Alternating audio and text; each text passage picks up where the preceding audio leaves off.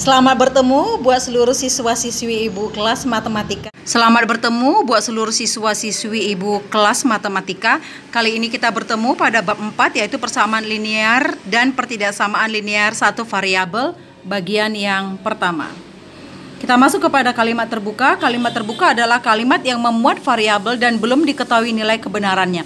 Variabel adalah lambang atau simbol pada kalimat terbuka yang dapat diganti oleh sebarang anggota himpunan yang telah ditentukan.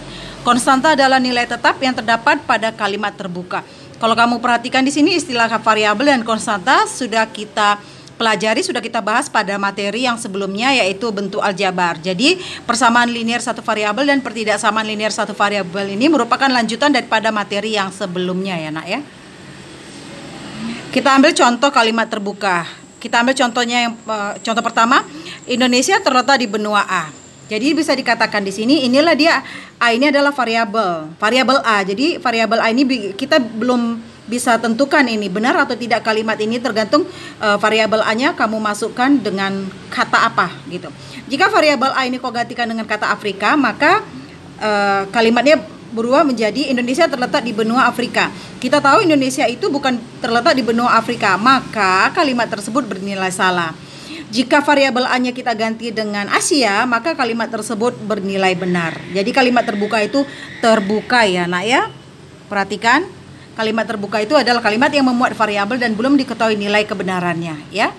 Oke, contoh duanya kamu bisa perhatikan sendiri. Kita masuk kepada persamaan linear satu variabel. Persamaan linear satu variabel, ibu singkat dengan PLSV, adalah kalimat terbuka yang dihubungkan oleh tanda sama dengan. Jadi harus ada tanda sama dengannya nak ya.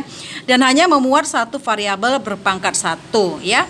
Hanya memuat satu variabel. Kalau misal pada PLSV itu dia ada variabel A, ya variabel A saja. Jangan muncul lagi di situ nanti variabel B, berarti dia sudah salah. Kemudian berpangkat 1. Misal kalau variabel A, variabel A-nya wajib berpangkat 1, tidak boleh berpangkat tidak 1 gitu ya. Kemudian bentuk umum dari persamaan linear satu variabel adalah seperti ini, AX tambah B sama dengan 0, di mana A itu tidak boleh sama dengan 0.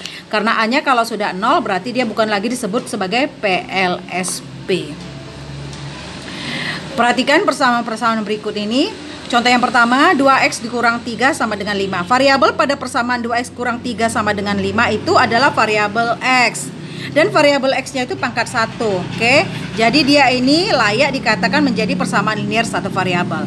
Kita lihat contoh yang kedua, X kuadrat dikurang 1 sama dengan 8. Variabel yang terdapat pada persamaan ini variabel X, tetapi pangkatnya adalah pangkat 2. Maka X kuadrat dikurang 1 sama dengan 8 itu tidak bisa disebut sebagai persamaan linear satu variabel.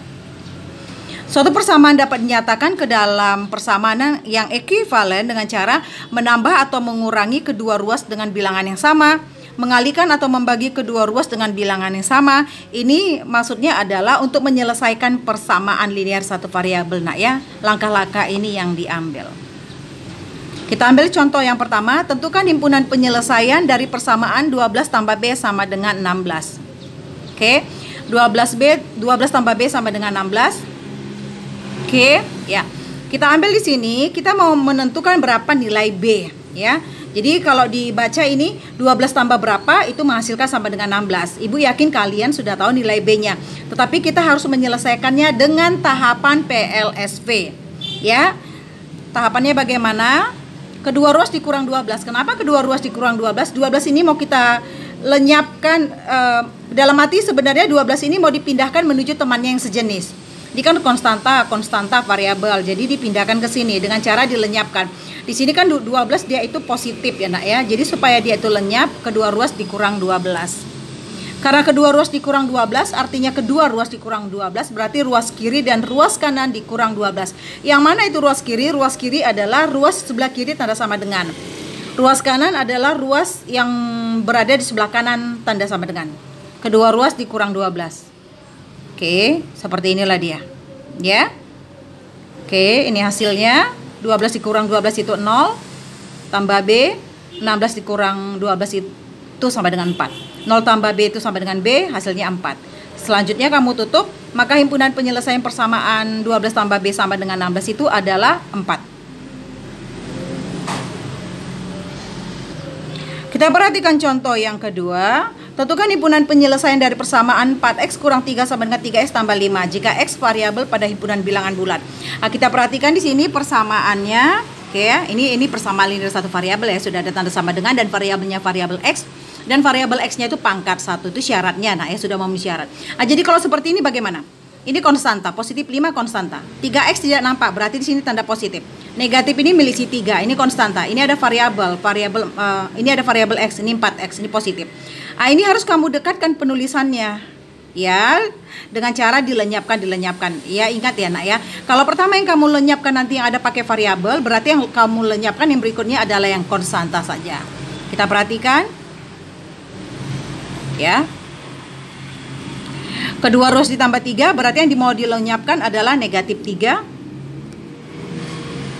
Kedua ruas ditambah 3, ruas kiri dan ruas kanan masing-masing ditambah 3. Min 3 ditambah 3, 0. 5 ditambah 3, 8.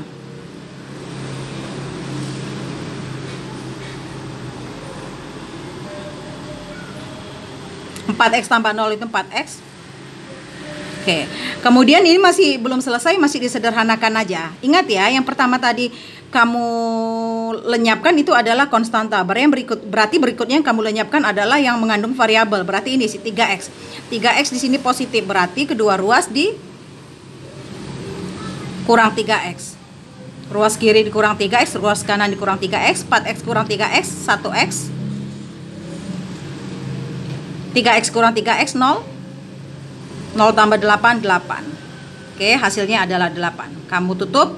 Jadi himpunan penyelesaian persamaan 4x kurang 3x sama dengan 3x tambah 5 itu adalah 8. Kita ambil contoh yang ketiga. Tentukan himpunan penyelesaian dari persamaan 3x tambah 13 sama dengan 5 dikurang x. Jadi caranya sama aja ya, Nak ya. Coba kita perhatikan. Berarti yang mau dilenyapkan duluan bebas ya, Nak, sebenarnya ya. Yang mau dilenyapkan 13. 13 di situ positif, berarti kedua ruas dikurang 13. Oke. 13 kurang 13 itu 0, 5 dikurang 13 itu negatif 8. 3x tambah 0 itu 3x. Seperti ini. Nah, ingat tadi yang dilenyapkan yang pertama adalah konstanta. Berarti yang dilenyapkan yang berikutnya adalah yang mengandung variabel. Berarti ini negatif x-nya. Sehingga kedua ruas ditambahkan x ya. Ingat ya, kalau dia negatif, kedua ruas ditambahkan. Kalau dia itu positif, kedua ruas dikurangkan. Supaya mereka nanti menghasilkan nilai 0. Nah, jadi seolah-olah lenyap.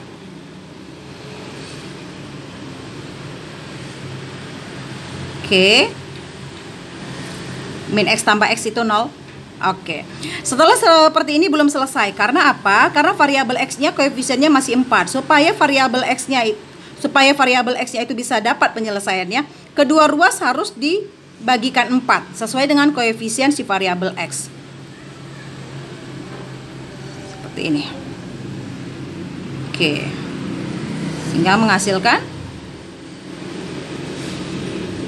Oke. Ya, selesailah dia. Jadi himpunan penyelesaian dari persamaan 3x tambah 13 sama dengan 5 kurang x adalah x sama dengan negatif 2. Contoh 4, tentukan himpunan penyelesaian dari persamaan 4 dikali 3 dikurang 2y sama dengan 15 kurang 7y. Jika variabel y merupakan himpunan bilangan bulat. Ini perkalian ya, Nak. Jadi mesti kamu kalikan dulu ya. 4 kali 3, 4 kali negatif 2y. Nah, seperti itu. Ini sudah pada materi sebelumnya. Oke.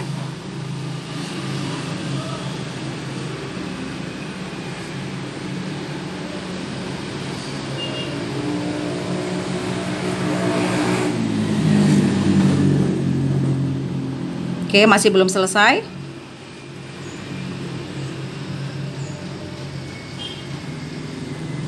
Min 8 tambah 7 itu negatif 1y ya, Nak ya. Min 7y tambah 7y itu 0. Masih belum selesai. Karena apa? Karena variabel y-nya itu belum positif 1. Jadi selesai dia kalau variabel y-nya negatif 1, positif 1. Ini masih negatif 1. Supaya dia menjadi positif 1, kedua ruas dibagi negatif 1.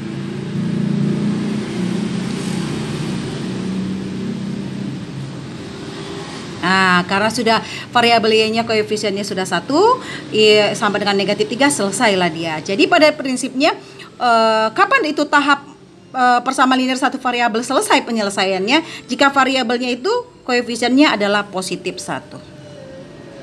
Jadi himpunan penyelesaian dari persamaan itu adalah negatif 3.